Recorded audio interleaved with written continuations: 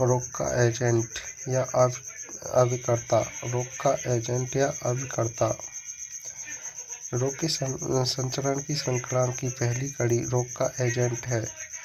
इसकी परिभाषा एक ऐसे सजीव या निर्जीव वस्तु या मूर्त या अमूर्त एक ऐसे बल या कारक के रूप में दी जा सकती है जिसकी अत्यधिक मात्रा में उपस्थिति या आपेक्षिक कमी या अनुपस्थिति इससे प्राणी के शरीर में रोग की प्रक्रिया प्रारंभ हो जाती है। रोग के कारक एजेंटों को व्यापक रूप में निम्नलिखित समूह में वर्गीकृत किया जा सकता है। नंबर 1, जैविक कारक।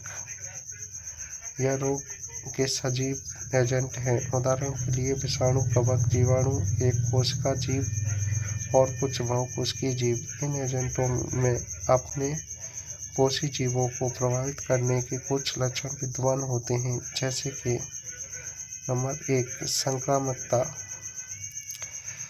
यह किसी संक्रामक एजेंट की अपनी पोषी के शरीर में प्रवेश करके बहुगुणित होने और संक्रमण उत्पन्न करने की क्षमता है।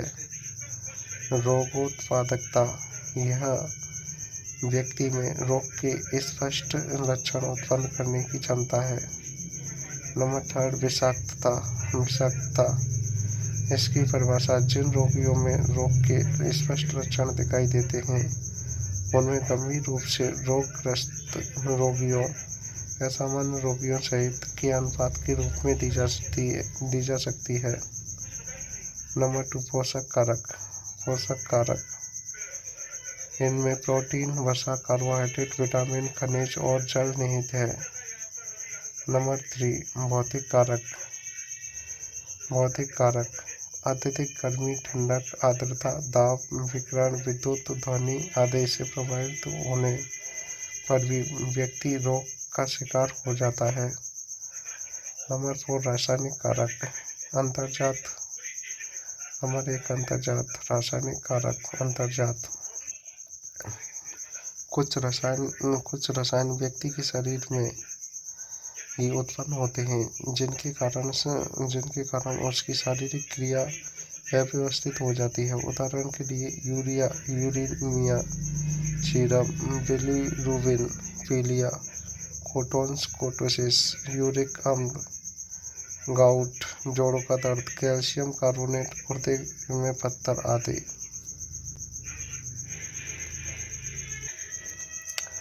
नंबर 2, बहिर्जात।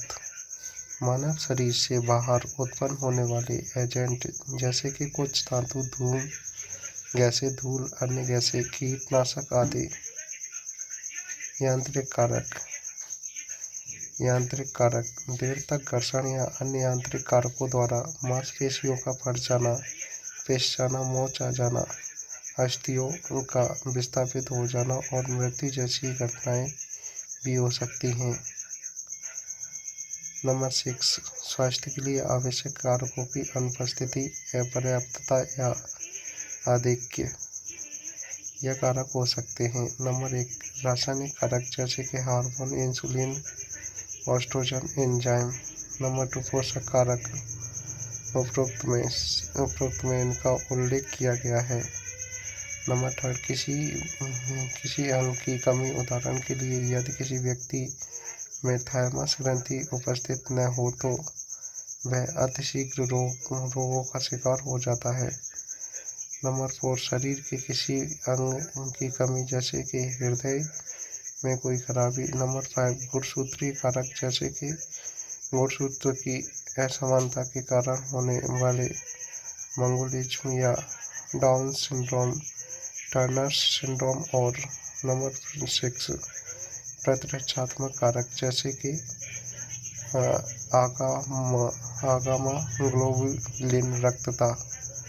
नंबर 7, सामाजिक कारक। रोगों के सामाजिक कारकों पर भी विचार करना आवश्यक नहीं है। यह कारक है निर्धनता, धूम्रपान, मादक द्रव्यों और अल्कोहलों का सेवन, अस्वास्थ्यकर जीवन शैली, सामाजिक रूप से अलग थलग रहना, मातृत्व का अभाव आदि।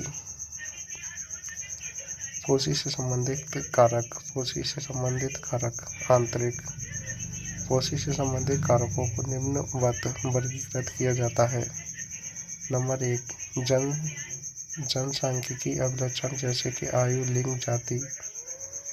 नंबर सेकेंड, जीव वैज्ञानिक अभिलक्षण जैसे कि आनुवंशिक कारक, रक्त का जैव रासायनिक स्तर, उदाहरण के लिए कोलेस्ट्रॉल का स्तर, रक्त समूह और एंजाइम, रक्त की कोशिकाएं, कोश की संरचना, प्रतिरक्षात्मक कारक तथा शरीर के विभिन्न अंग तंत्रों की शारीरिक रचनात्मक कार्य जैसे कि रक्तचाप, बलात्, निःश्वसन आदि।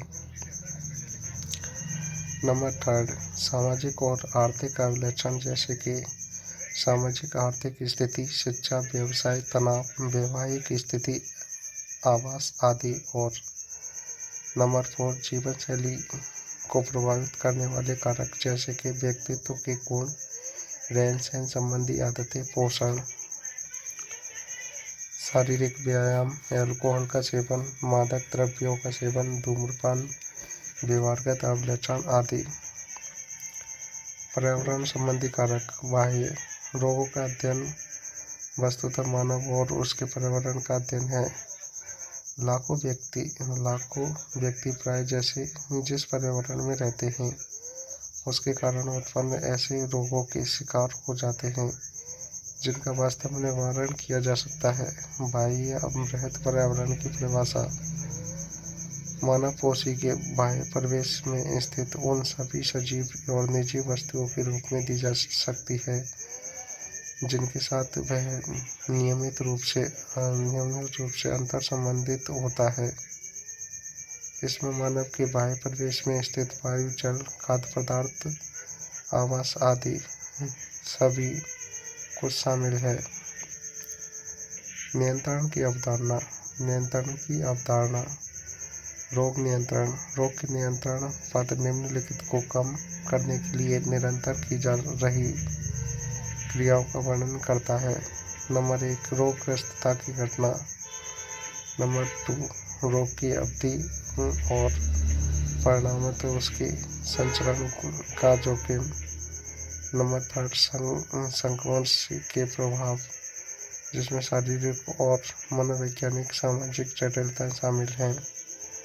नंबर 4, सामुदायिक पर वित्तीय बोझ। रोग निराकरण। नियंत्रण और उन्मूलन के बीच एक मध्यवर्ती लक्ष्य का वर्णन किया गया है जिसे क्षेत्रीय निराकरण कहा जाता है। निराकरण शब्द का प्रयोग रोगों के संचरण को बाधित करने का वर्णन करने के लिए किया जाता है। उदाहरण के लिए बड़े भौगोलिक क्षेत्र से चेचक, पोलियो या डिप्थीरिया का निराकरण। क्षेत्रीय निराकरण को अब उन्मूलन के एक महत्वपूर्ण अग्रदूत के रूप में देखा जा रहा है। रोग उन्मूलन। उन्मूलन का शाब्दिक अर्थ है जड़ से उखाड़ फेंकना। रोग उन्मूलन का अर्थ है संक्रामक कारकों को नष्ट करके संक्रमण के संचरण की सभी संभावनाओं को समाप्त कर देना। जैसा कि नाम से ही स्पष्ट है कि उन्मूलन एक पूर्ण प्रक्रिया है, न कि मात्र एक सापेक्षिक लक्षण। इसका अर्थ है कि संपूर्ण विश्व में रोग को पूर्णतः समाप्त कर देना। अन्वीक्षण और निगरानी। अन्वीक्षण से आशय है पर्यावरण या लोगों के स्वास्थ्य की स्थिति में परिवर्तन को जानने के लिए सामान्य क्रियाकलापों को करना और उनके कार्य निष्पादन का विश्लेषण करना। अतः हम वायु प्रदूषण, जल की गुणवत्ता वृद्धि और पोषण संबंधी स्थिति आदि का अन्वेषण कर रहे हैं। इसका आशय किसी स्वास्थ्य सेवा या स्वास्थ्य कर्मी के कार्य निष्पादन की भी निरंतर जांच करना तथा यह जानना भी है कि रोगी किस सीमा तक स्वास्थ्य कर्मी की सलाह को मानता है। निगरानी को अनेक प्रकार से परिभाषित किया जाता है।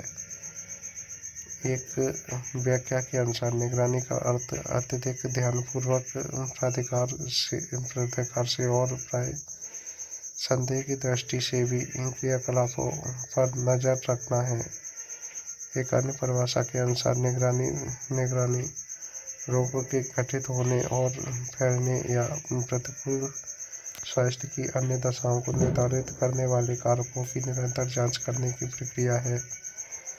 निगरानी कार्यक्रम का कोई भी स्वरूप और आयाम हो सकता है। हम रोग विज्ञान, जनसांख्यिकी विषयक निगरानी और पोषाहार की स्थिति पर निगरानी और ऐसी ही अनेक अन्य विषयों पर निगरानी रख सकते हैं। रोकथाम के उपाय। रोकथाम का अर्थ है मानव के रोगग्रस्त होने या उसके शरीर में रोग की वृद्धि होने की घटनाओं को रोकने के लिए किए गए प्रयास। ऐसा प्रयास उपचार की व्यवस्था करके, शिक्षा, सामाजिक सहायता उपलब्ध कराकर किया जा सकता है। नीचे रोगों की रोकथाम के 5 तरीकों का वर्णन किया गया है, जो किसी रोग के प्राकृतिक इतिहास का एक सतत अनुक्रम प्रस्तुत करते हैं। नंबर 1, स्वास्थ्य संवर्धन। नंबर 2, विशिष्ट संरक्षण। नंबर 3, शीघ्र निदान और उपचार। नंबर 4, अशक्तता को सीमित करना। नंबर 5, पुनर्वास। नंबर 1, स्वास्थ्य संवर्धन। स्वास्थ्य संवर्धन का अर्थ लोगों को रोगों पर नियंत्रण करने में सक्षम बनाने और उनके स्वास्थ्य में सुधार लाने की प्रक्रिया है। यह किसी विशिष्ट रोग के प्रति निर्देशित नहीं होता, बल्कि इनका आशय कोशी को अनेक प्रकार से सक्षम बनाना होता है। रोकथाम की कुछ विशिष्ट विधियाँ। नंबर 1, स्वास्थ्य शिक्षा।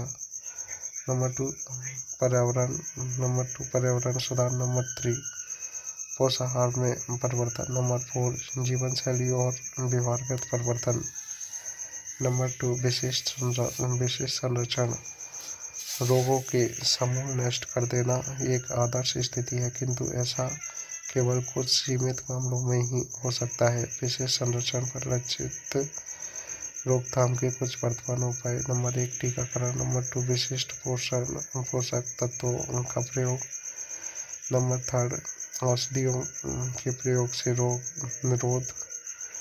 नंबर 4, कार्य के दौरान जोखिम से सुरक्षा। नंबर 5, दुर्घटना से सुरक्षा। नंबर 6, कैंसर जनों से सुरक्षा। नंबर 7, एलर्जी उत्पन्न करने वाले अवयव से बचाना। नंबर 8, सामान्य पर्यावरण में विशिष्ट संकटों का नियंत्रण अर्थात वायु प्रदूषण, शोर नियंत्रण आदि।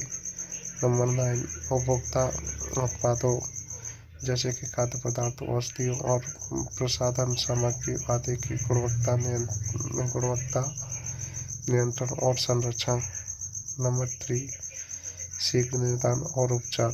विश्व स्वास्थ्य संगठन की एक समिति ने स्वास्थ्य बिगड़ने की स्थिति में शीघ्र निदान की परिभाषा समस्थैतिक और प्रतिपूरक तंत्र में उत्पन्न बाधाओं की एक ऐसी संचरण में पहचान करने के रूप में दी है, जबकि जीव रासायनिक आकारिकी और कार्यकरण में उत्पन्न परिवर्तनों को फिर से पूर्वावस्था में लाया जा सकता है।